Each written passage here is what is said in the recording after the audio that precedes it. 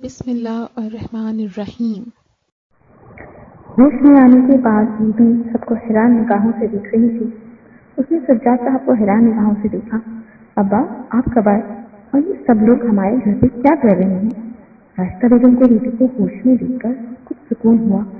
سجاد صاحب اور راستہ بیگم نے بیوی سے پوچھا، بیٹا تمہیں کیا ہوا تھا؟ بیوی نے حیران نظروں سے اپنے والدین کو دیکھا۔ ابا اماں مجھے تو کچھ نہیں ہوا تھا، میں تو کھانا کھا کر سو گئی تھی۔ بابا بوٹا نے راستہ بیگم سجاد صاحب کو اشارہ کیا تو وہ دونوں خاموش ہو گئے۔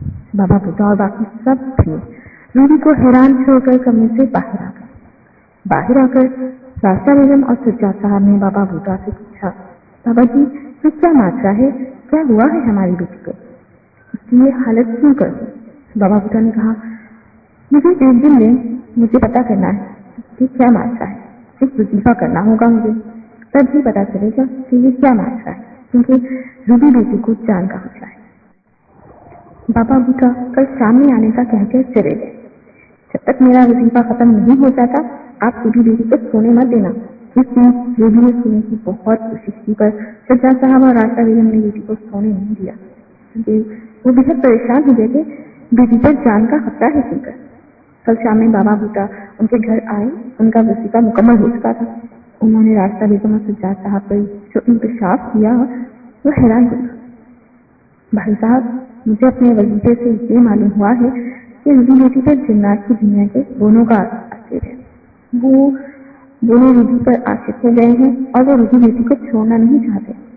راستہ بیگم اور سجاد صاحب یہ سب سن کے مزید پریشان ہو گئے۔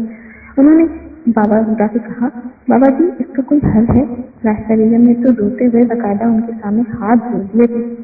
بابا بوٹا نے کہا کہ بہن جی مت بھولیے، اس میں ان سب طاقتوں سے بڑی ایک طاقت موجود ہے اور وہ ہے اللہ تعالیٰ۔ اللہ ہے، سب بہتر ہو جائے گا، بس آپ سب کو اور روبی بیٹی کو ہمت سے کام لینا ہوگا۔ بابا بوٹا نے روبی کو بلایا اور اسے پوچھا، پچھلے دنوں آپ کے ساتھ کوئی غیر معمولی واقعہ پیش آیا تھا کیا؟ روبی نے روتے ہوئے ہاں میں سر ہلایا۔ راستہ بیگم نے بیٹی کو روتے دیکھ کر کہا، بیٹا تمہیں ڈرنے کی ضرورت بالکل بھی نہیں ہے، جو بھی بات ہے یہ سچ سچ بتا دینی چاہیے تاکہ اس مصیبت سے تمہیں نکالا جا سکے۔ روبی نے روتے روتے سارے واقعات سب کو بتا دیے جو کچھ بھی اس کے ساتھ ہوا تھا۔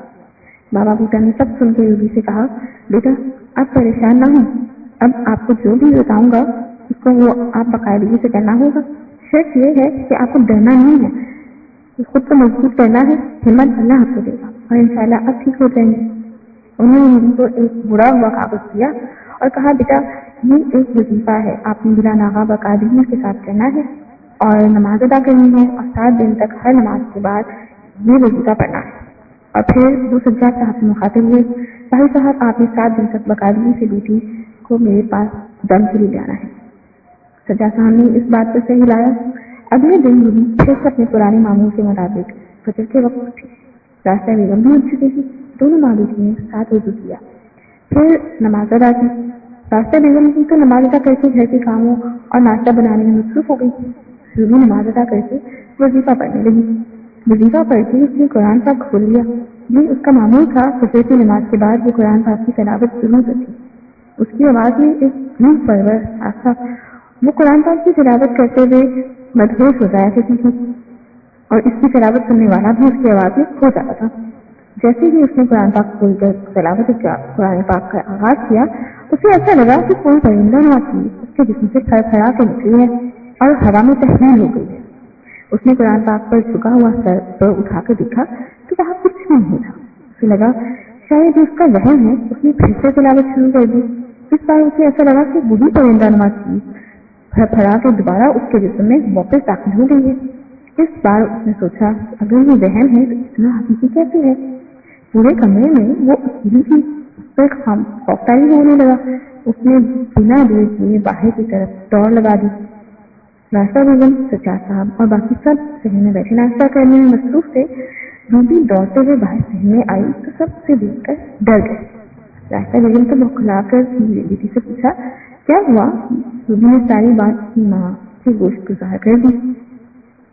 راستہ بیگم نے بیٹی کو تسلی دی اور کہا، بیٹا کچھ نہیں ہے، تم اپنی تلاوت جاری رکھو اور ڈرنا نہیں ہے، کیونکہ کوئی بھی طاقت اللہ کی طاقت सामने ठहर नहीं सकती। वो रूबी को दोबारा कमरे में ले आई और उसके साथ वहीं बैठ गई। रूबी ने जैसे ही तिलावत कुरान पाक शुरू किया, फिर से उसके साथ वही अमल हुआ। इस बार वो डरी नहीं, क्योंकि उसको मालूम था कि उसके हाथों में कुल कायनात के मालिक की ताकत मौजूद है। उसने अपनी तिलावत कुरान पाक जारी रखी, वो भी बिना डरे। इस बीच ये अमल के साथ मुसलसल होता रहा, पर वो रुकी नहीं और तिलावत जारी रखी। अगले 6 दिन तक वो बाकायदगी के साथ नमाज पढ़ती रही और साथ ही वज़ीफ़ा करती रही। हर शाम सज्जाद साहब और आशा बेगम उसे बाकायदगी के साथ बाबा बूटा के पास ले जाकर दम करते। हर रोज तिलावत के दौरान उसके साथ वही अमल होता। शुरू के 2 दिन रास्ता बेगम तिलावत के दौरान उसके साथ बैठती थी। फिर रूबी ने खुद ही रास्ता बेगम को मना कर दिया था अपने साथ बैठने से। फिर वो बिना डरे अकेले ही कमरे में तिलावत कुरान पाक करती थी। 7वें दिन वो मामूल के मुताबिक फजर के वक्त उठी। फजर पढ़ के वजीफा करने के लिए जैसे ही उसने कुरान पाक शुरू किया, रूबी को लगा कि कोई परिंदा या चीज उसके जिस्म से निकली और जल के राख हो गई। पहले तो वो इसके जिस्म से निकल के वापस फड़फड़ा के उसके जिस्म में दाखिल हो जाया करती थी, पर आज की परिंदा नुमा चीज जल गई। शाम के वक्त जब वो बाबा बूटा के पास दम की गर्ज से रास्ता बेगम और सज्जाद साहब के हमरा गई, तो रूबी ने वह वाकया बाबा बूटा को बताया। उन्होंने रूबी की एक बात सुनकर कहा, शाबाश बेटा, आपने हिम्मत नहीं हारी और इन शैतानी गुणों को अल्लाह पाक के सलाम से जला दिया। अब आप बिल्कुल ठीक हो माशाल्लाह। रूबी, सज्जाद साहब और रास्ता बेगम के हमरा घर लौट आई और घर आके सब घर वालों को ये खुशी की खबर सुनाई। सब बहुत खुश हुए, पर क्या ये खुशी दायमी होगी? समर साहब और हिना बेगम का ताल्लुक इस देहात निवाह गाँव से था। ये इस वक्त की बात है जब पाकिस्तान नया आजाद हुआ था। तब हिंदू, मुस्लिम, सिख, ईसाई सब साथ साथ मिलकर रहते थे। प्यार और खलीफ उनके खून में शामिल था। समर साहब नमाजी परहेज़ी किस्म के इंसान थे। उनकी सौताई बिल्कुल उनकी जैसी थी। वो दोनों सादगी से जिंदगी गुजार रहे थे। उनके घर गुर्बत जरूर थी, लेकिन प्यार की वजह से सुकून भी था। उनको अल्लाह ने 8 औलादों से नवाजा था। सबसे बड़ी रास्ता थी, फिर उनके छोटे नजीर साहब थे, उनसे छोटे यूसुफ साहब थे, फिर उनसे छोटे यूनुस साहब थे, उनसे छोटे याकूब साहब थे और उनसे छोटी 2 जुआ बेटियां थी, सकीना बेगम और हुमैरा खातून। फिर सबसे छोटी बेटी थी बुशरा बेगम। समर साहब ने दोनों जुआ बेटियों में से एक बेटी हुमैरा खातून को अपने भाई को दे दिया था। बाकी 7 बच्चों की परवरिश उन्होंने और हुमैरा बेगम ने बहुत अच्छे तरीके से की थी। रास्ता बेगम सबसे बड़ी थी, इसकी वजह से ये बात की आधी जिम्मेदारी उनके सर थी। ऐसे ही वक्त गुजरता गया और बच्चे बड़े होते गए। वक्त और हालात के साथ गुर्बत भी बढ़ती रही। इस बीच समर साहब अपने भाई के घर उनसे और अपनी बेटी से मिलने गए। वो भाई के घर पहुंचे और देखा कि उनकी बेटी की हालत बहुत खराब थी। उनकी बेटी पर माता आई थी। पुराने वक्तों में ये माता आ जाना चिकन पॉक्स जैसा मर्ज हिंदुओं की माता की वजह से आता था। जैसे माता नाराज होती थी, उस पर बीमारी भेजती थी। ये इसलिए था कि उस वक्त सब मजहब के लोग साथ रहते थे, इसीलिए सब इन बातों को मानते और पुराने रस्म रिवाज के साथ इस हिमायत को सब करते। माता को प्रसन्न देने के लिए पुराने लोग 4 दिन तक जिस पर माता आती थी उसको एक अलग कमरे में बंद कर दिया जाता था। उसका जिस्म पूरी तरह से मोटे और काले रंग के दानों से भर जाता था। इसके साथ पास से नापाक चीजों को दूर कर दिया जाता था। उसके पास खुशबूदार खरबूजों को रख दिया जाता था। माता रानी को खरबूजों की खुशबू बहुत पसंद थी, इसलिए माता को खुश करने के लिए मरीज के पास खरबूजे रखे जाते थे। इस बीच मरीज को 7 दिन तक खुद को शीशे में नहीं दिखना होता था। तेज बुखार और कमजोरी की वजह से अक्सर मरीज नींद का नींद में रहता था। मरीज को खाने के तरीके से ही महसूस रखा जाता था। घर के तमाम शीशे पर काला और लाल रंग का कपड़ा डाल दिया जाता था। माता बस छोटे बच्चे पर आती थी, क्योंकि वो पाक और कबारी होते थे, मासूम होते थे। इस बीच अगर मरीज के जिस्म पर दानों की वजह से खारिश होती तो मरीज को नींद के पत्तों से भिजाया जाता, और अगर मरीज के दानों की वजह से जिस्म पर जलन हो तो नींद के पत्तों के पानी से उसको नहलाया जाता।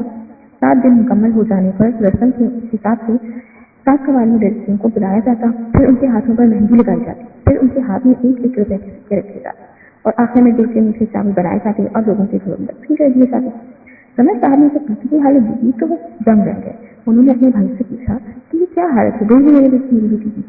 अशरफ साहब उनकी बात सुनकर उनसे नजरें चुराने लगे। समर साहब को बहुत दुख पहुंचा। उनको आसपास के लोगों ने बताया था कि उनके भाई की बेगम उनकी बेटी का मुकम्मल ख्याल नहीं रखती। وہ یہ بات بالکل ماننے سے انکار کر رہے تھے، پر یہاں آنے کے بعد انہوں نے جو دیکھا تھا ان کے لیے ناقابل یقین اور ناقابل برداشت تھا۔